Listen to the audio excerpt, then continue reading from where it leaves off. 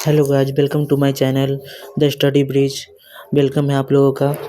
पिछले क्लास में हम लोग क्लास 10th के कुछ बेसिक के बारे में जाना था और मैंने रासायनिक अपक्रिया और रासायनिक समीकरण और उसको संतुलित करने के नियम भी लिखाया था, जिसमें कुछ होमवर्क भी मैंने दिया था जो आप लोग ने कर रखा होगा।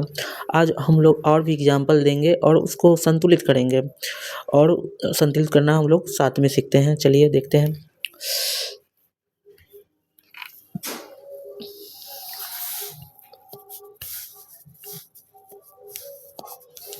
तो पहला क्वेश्चन मैं लिख रहा हूँ।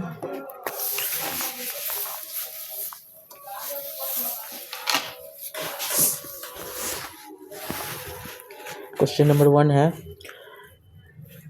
इसको संतुलित करना है।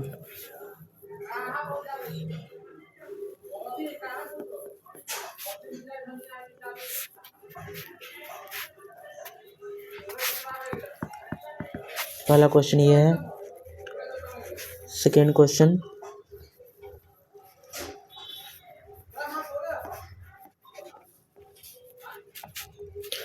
Fe3O4 plus H2। तीसरा क्वेश्चन है SO2 प्लस O2 और SO3। चौथा क्वेश्चन है MgO2 और MgO। ये सारे क्वेश्चन को आज हम लोग डील करेंगे और उसको बनाएंगे, जो एग्जाम में काफ़ी हद तक पूछता है।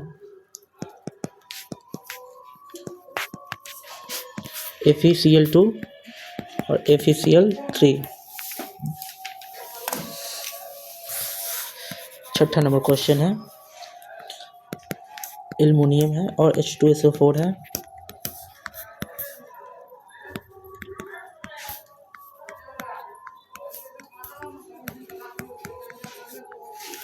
इस प्रकार से आज हम लोग 6 क्वेश्चन को बनाने का पहले प्रयास करते हैं और उसके बाद अगर ये बन जाए तो हम नेक्स्ट इससे थोड़ा सा हाई लेवल का भी क्वेश्चन लिखाएंगे और उसको भी हम लोग समझेंगे और बनाएंगे साथ में। तो पहला क्वेश्चन है हम लोग का, पहला क्वेश्चन है Mg और हाइड्रोक्लोरिक अम्ल है। इसका रिएक्शन करवाने के बाद हमको प्राप्त हुआ है मैग्नीशियम क्लोराइड और हाइड्रोजन गैस मुक्त हुआ है।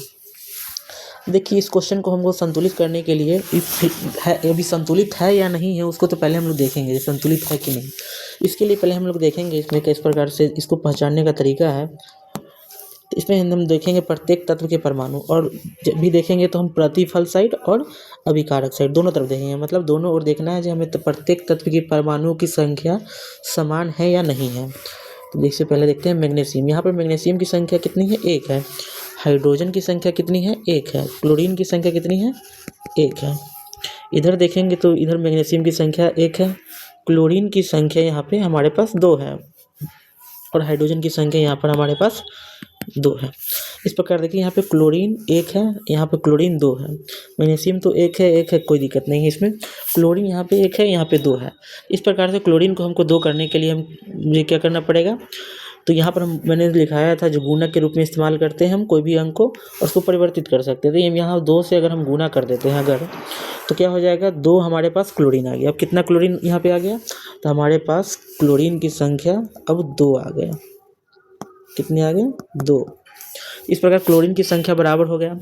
प्लस में हाइड्रोजन देखते हैं। इधर हाइड्रोजन हमारे पास 2 था, इधर भी अब हाइड्रोजन 2 से अगर हम यहाँ मल्टीप्लाई करेंगे तो 2 हाइड्रोजन भी हमारे पास कितना प्राप्त हो जाएगा? 2 प्राप्त हो जाएगा। इस प्रकार देखिए हमारा हाइड्रोजन भी 2 हो गया। इस प्रकार देखिए हमारा रासायनिक समीकरण था जो संतुलित हो गया। तो ये हमारा क्या हो गया? संतुलित रासायनिक समीकरण हो गया। और इससे पहले जो क्वेश्चन में हम लोग देखेंगे तो क्या है? ये असंतुलित है, क्योंकि यहाँ पर बराबर नहीं था, यहाँ पे इसको हम संतुलित किए हैं। इस प्रकार सेकेंड नंबर क्वेश्चन देखते हैं, जो ये वाला क्वेश्चन है हमारा, इसको देखते हैं। इसमें क्या है? Fe है और H2O है और अपक्रिया करके बना है, हमें कितना प्राप्त हुआ है? Fe क्या है? Fe3O4 Fe3O4 प्लस में प्राप्त हुआ है H2 हाइड्रोजन गैस। अब यहाँ देखिए, यहाँ पे भी हम उसको संतुलित करेंगे। पहले तो संतुलित करने के लिए देखेंगे यहाँ पर Fe की संख्या कितनी है? 1 है। इधर Fe की संख्या कितनी है, यहाँ पे ये इसका 3 लिखा हुआ है, मतलब इसके दाहिने तरफ कोई भी परमाणु रहे उसके दाहिना तरफ अगर नीचे की तरफ लिखा हुआ है तो इसका ये प्रश्नल है, मतलब Fe की संख्या कितनी है, यहाँ पे 3 है। इसी प्रकार देखेंगे हमारे पास हाइड्रोजन, यहाँ पे हाइड्रोजन कितनी है, 2 है, और ऑक्सीजन कितनी है, 1 है। इधर हाइड्रोजन देखते हैं, इधर भी हाइड्रोजन 2 है, और ऑक्सीजन कितना है, 4 है। कितना है, 4 है। इस प्रकार देख रहे हैं हमारा ऑक्सीजन की परमाणु ही सिर्फ डिफरेंट आ रही है, बाकी सब समान है। इस प्रकार हमको क्या करना पड़ेगा, ऑक्सीजन की संख्या को संतुलित करना पड़ेगा। ऑक्सीजन की संख्या को संतुलित करने के लिए हमको क्या करना पड़ेगा, यहाँ पे कुछ गुणक का इस्तेमाल कर सकते हैं, जिसमें हम देखिए यहाँ पे O4 है, यहाँ पे अगर हम 4 से हम मल्टीप्लाई कर देते हैं, अगर मैं यहाँ से 4 से मल्टीप्लाई कर देता हूँ, ये 4, तो कितना ऑक्सीजन की संख्या कितना हो गई, 4 हो गया। ऑक्सीजन की संख्या हो गई 4, तो ऑक्सीजन तो हो गया संतुलित। लेकिन देखिए यहाँ पे हाइड्रोजन की संख्या कितनी होगी, 4 दूना 8। अब हमारे पास यहाँ पे हाइड्रोजन की संख्या हो गया 8। अब देखिए हाइड्रोजन की संख्या यहाँ पे 8 है, यहाँ पे कितना है, 4 है। अब इसको हम कैसे बैलेंस करेंगे, यहाँ पे हाइड्रोजन की संख्या 2 है, इसको बैलेंस करने के लिए हमें क्या करना पड़ेगा, यहाँ 8 है, यहाँ पे 2 है, तो यहाँ का हम 4 से अगर मल्टीप्लाई कर देंगे तो 4 दूना कितना हो गया, 8। तो यहाँ पर भी देखिए अब हमारे पास हाइड्रोजन की संख्या कितनी हो गई, 8 हो गई।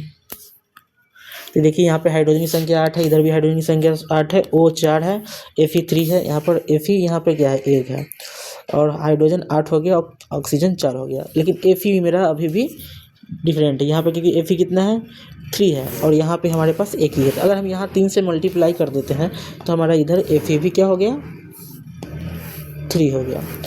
इस प्रकार देखिए हमारा सारे तरफ, दोनों तरफ परमाणुओं के संख्या, जो समान परमाणु थे उनकी संख्या समान हो गई।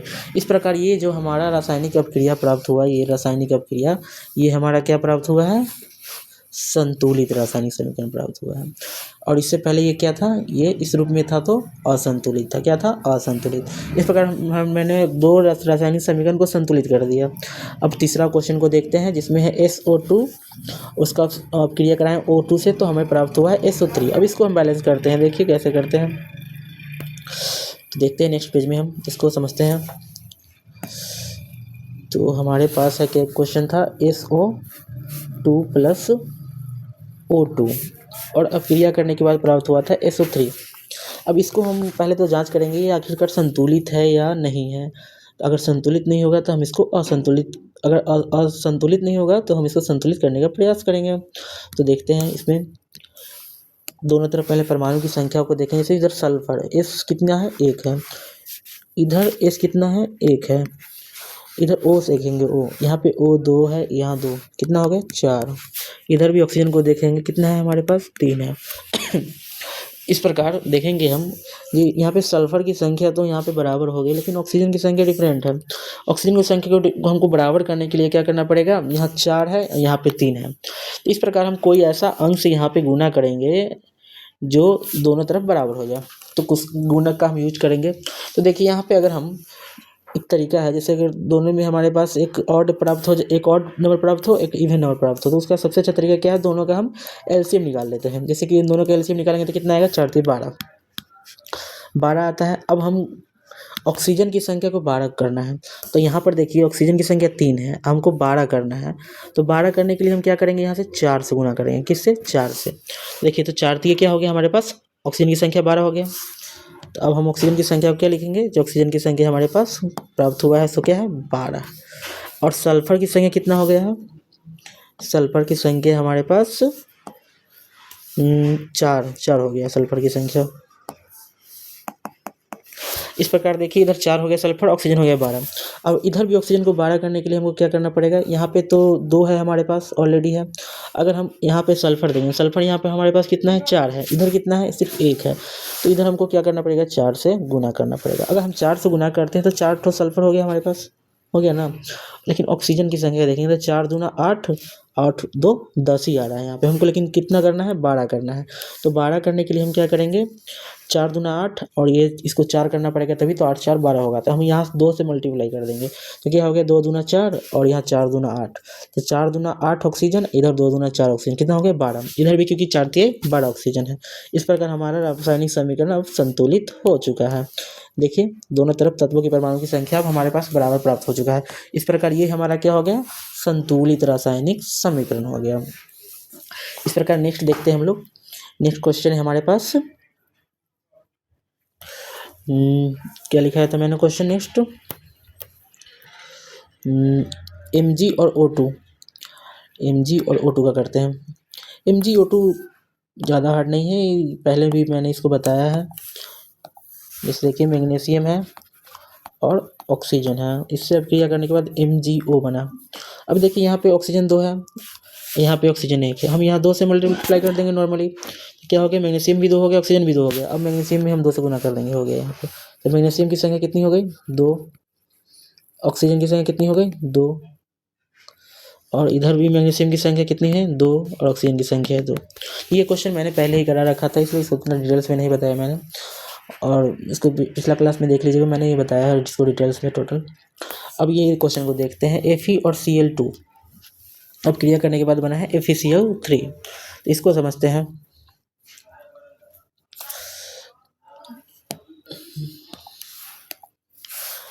क्वेश्चन है, लोहा है, इसको हम क्लोरीन से अब क्रिया कराए हैं, तो हमें प्राप्त हुआ है FeCl2, FeCl3 प्राप्त हुआ है, FeCl3 प्राप्त हुआ है, सही है। अब FeCl3 प्राप्त हुआ है, तो इस क्वेश्चन में देखेंगे हम लोग पहले दोनों तरफ पहले तत्वों के परमाणुओं की संख्या को हम लोग देखेंगे आखिर क्या है। तो यहाँ पे देखिए, यहाँ पे हमारे पास Fe कितना प्राप्त हुआ है, 1 है, प्राप्त नहीं मतलब जो अभी कारक है उसमें कितना है, Fe परमाणु 1 है। क्लोरीन का परमाणु यहाँ पर हमारे पास 2 प्राप्त हुआ है। इसी प्रकार देखते हैं हम दाहिना तरफ देखते हैं, जिसको हम प्रतिफल बोलते हैं। यहाँ पर Fe की संख्या कितनी है, 1 है, Cl की संख्या कितनी है, 3 है। इससे पहले क्वेश्चन में मैंने बताया था, जब भी हमें यहाँ पे कोई अंक और प्राप्त हो जाए और इधर कोई इवेंट है, तो हम क्या करेंगे, दोनों का एलसीएम ले लेंगे। तो 3 2 का एलसीएम कितना होता है, 6 होता है।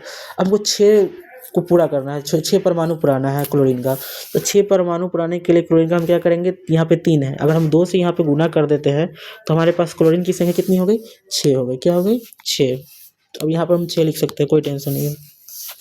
यहाँ क्लोरीन की संख्या 2 है, इधर भी 6 करनी है, तो क्या करेंगे, हम 3 से मल्टीप्लाई कर देंगे, तो यहाँ पर भी क्लोरीन की संख्या कितनी हो गई, 6 हो गए। अब ये दोनों बराबर हो गया, लेकिन यहाँ पे देखिए, यहाँ पे हमारे पास लोहा परमाणु की संख्या तो 2 हो गई, तो इसको हम यहाँ पे लिख देते हैं, हमारे पास कितने प्राप्त हुए, 2। इसी प्रकार यहाँ पे हमारे पास कितना है, लोहा 1 ही है, तब यहाँ अगर हम 2 से गुना कर देते हैं तो हमारे पास क्या हो गया, यहाँ लोहा की भी संख्या, लोहा परमाणु की संख्या भी 2 हो गई।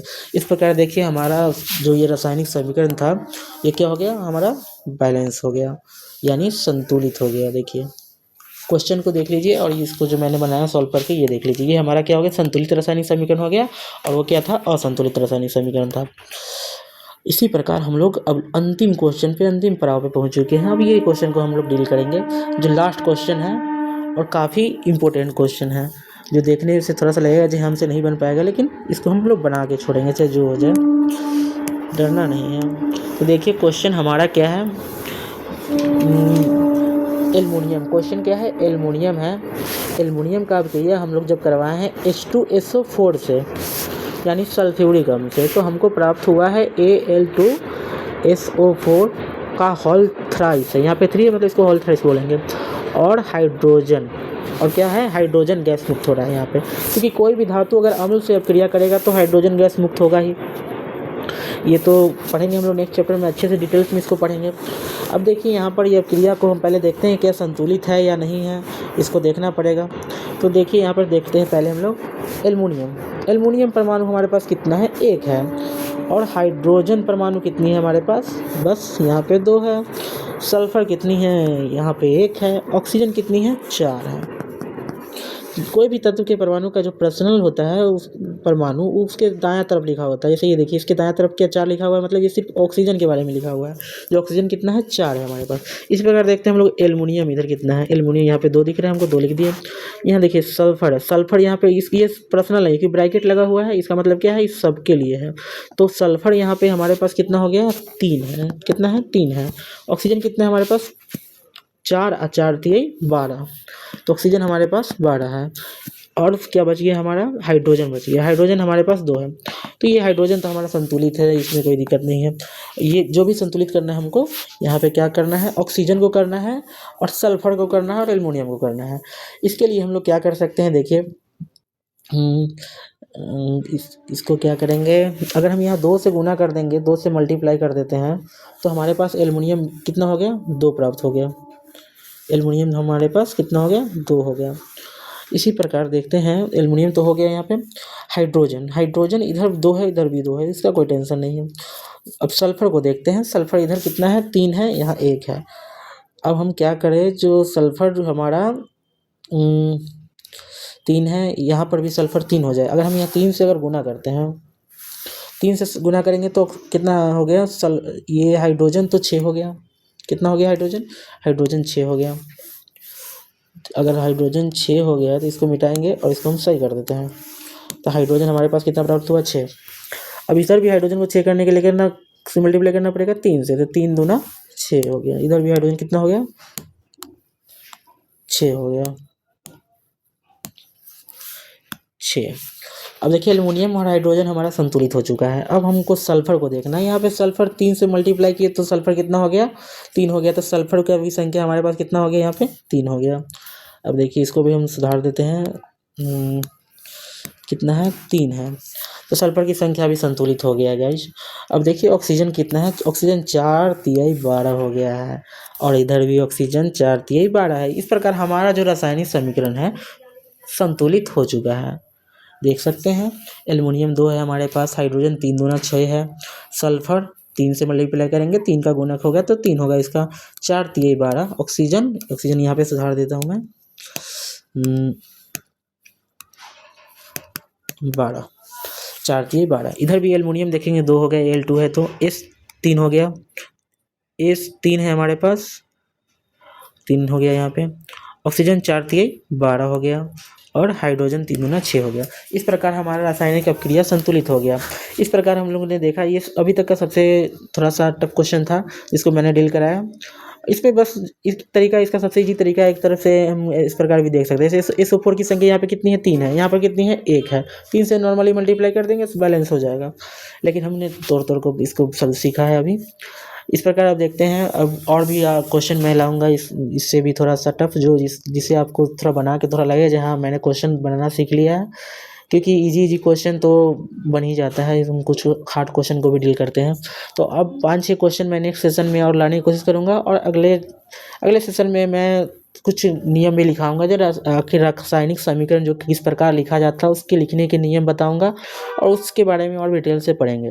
तो ठीक है गाइज, अब मिलते हैं नेक्स्ट सेशन में, बाय।